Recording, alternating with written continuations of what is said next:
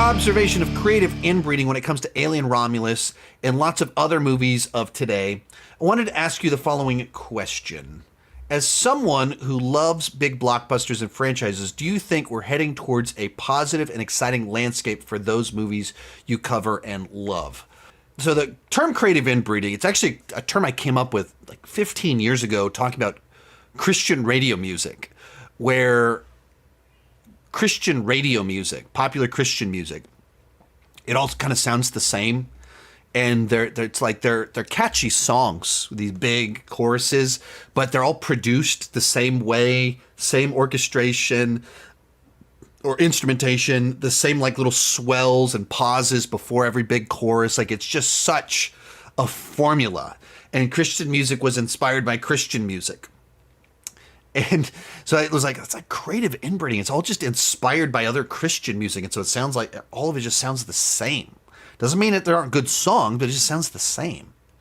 And there are things outside of that in the world of Christian music, but Christian radio music is very, I'm sure probably still is today, but very inbred.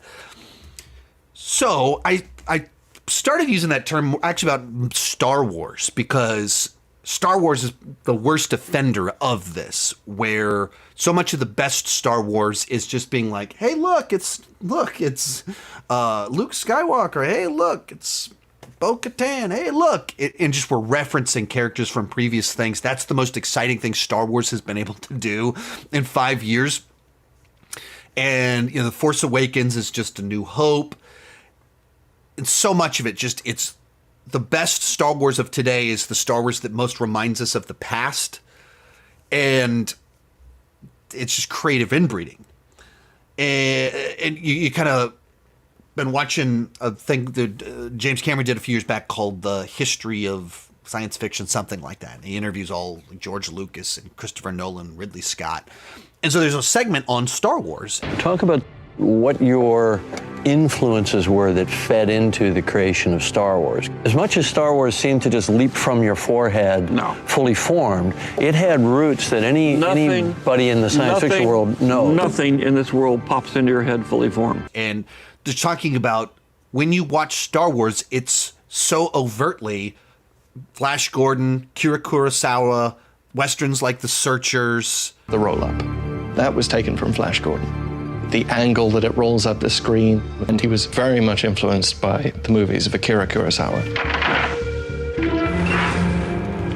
Lucas was very influenced by John Ford's The Searchers, which contains a scene that very much mirrors the scene where Uncle Owen and Aunt Beru are murdered.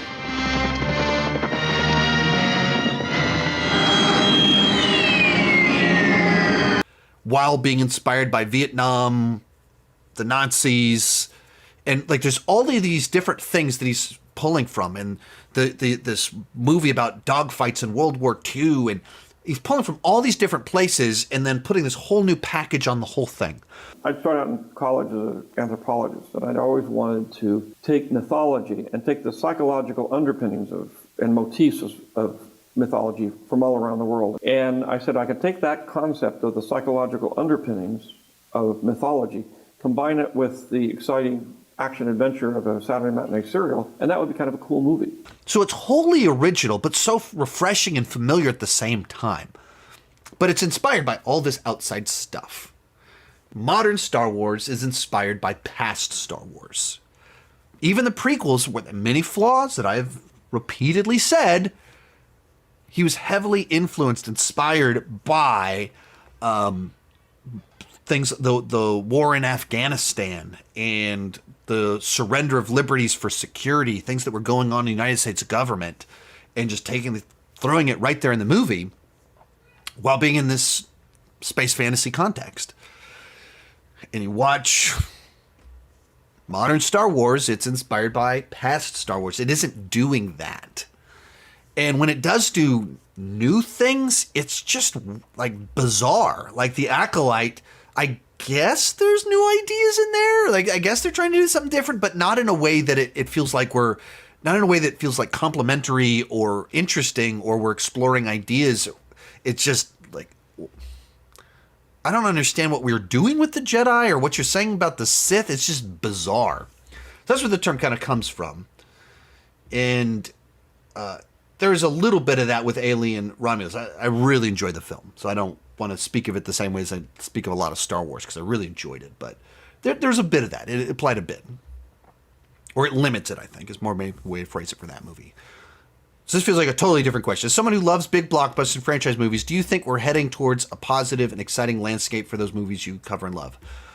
I feel like there's always so much kind of going on. There's a lot of things right now that you can see some fun, exciting people emerging and some studios noticing some things that are getting better. And then you notice other things where they're playing it safe. We're still greenlighting these random sequels. We're still doing a lot of that stuff. There's Vince Vaughn was on Hot Ones a couple weeks back, and he was asked about why we don't get a lot of comedies.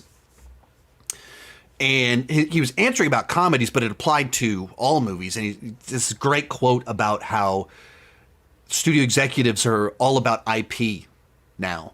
But he said it's like, you get these rules. It's like if you did geometry and you said 87 degrees was a right angle, then all your answers are messed up. Even though it's 3 degrees off, but it's off course. And that's what their thinking is with these executives, where they need an IP. And he talks about, like, we're going to make Battleship an IP. They would say something like, you have to have an IP. Right. So for some reason, Battleship, which is like a game we used to play like a graph, became a vehicle for storytelling. Do you know what I mean? Like, yeah, I know. It's so weird. Yeah.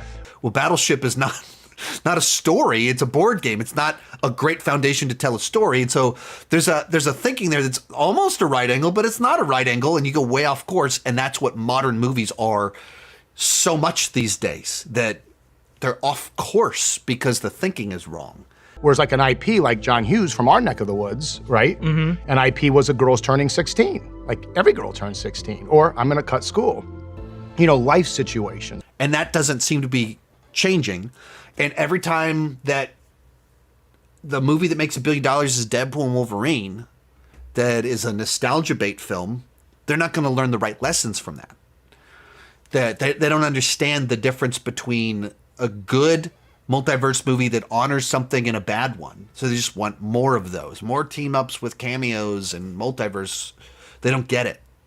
So most of these clips are pulled from my Patreon live streams. I do about 6 live streams every single month. For $2 per month, $20 per year, you can get access to all the exclusive videos and live streams. For $5 per month, you get your name on my end card. At the top tier, you get a 30-minute video chat with me each month. The link down below in the description has more information.